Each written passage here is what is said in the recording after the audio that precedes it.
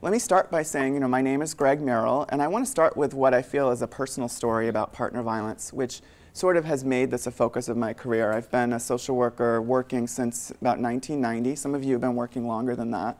But I have 20 years in the bank of social work, and most of my social work experience has been working with victims of adult partner violence. That's been a major focus of my career, both in terms of my practice background, program development and management, as well as some modest research that I participated in.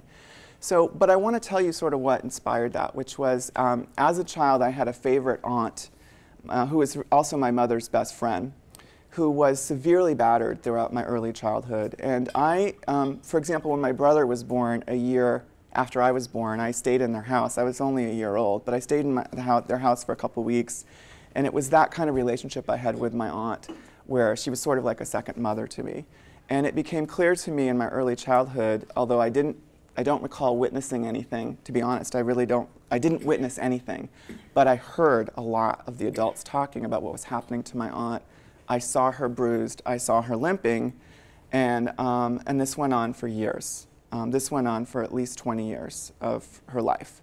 I have 3 cousins, and I'm very close to them, and they've not had good adult lives. And I'll share with you briefly, my oldest cousin committed suicide about 2 years ago. He had a long history of being in and out of psychiatric facilities and on all kinds of psychiatric medications, and he's been diagnosed with everything under the sun: bipolar, borderline personality disorder, PTSD, everything. The second child, also a son, overdosed on cocaine as a teenager, and I remember that because I was probably 12 at the time.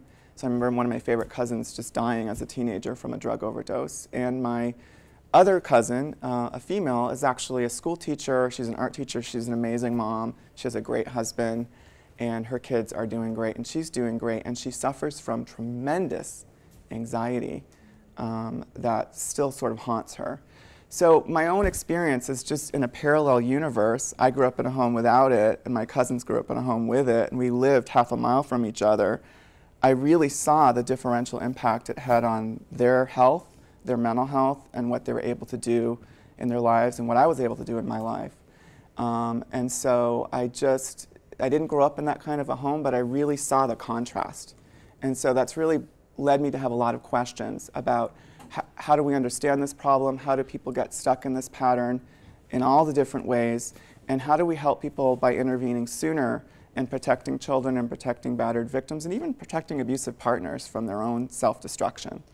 And so that's really what drives me and what I'm passionate about. So I'm thrilled to be able to share with you my passion today, but also the knowledge that I have, as well as hear the knowledge that you have.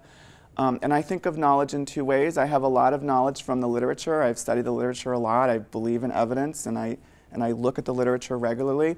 But I also believe in practitioner wisdom, which is you do the time out there and you learn a lot just from seeing the families and clients that you see. And I think probably the best practitioners combine both.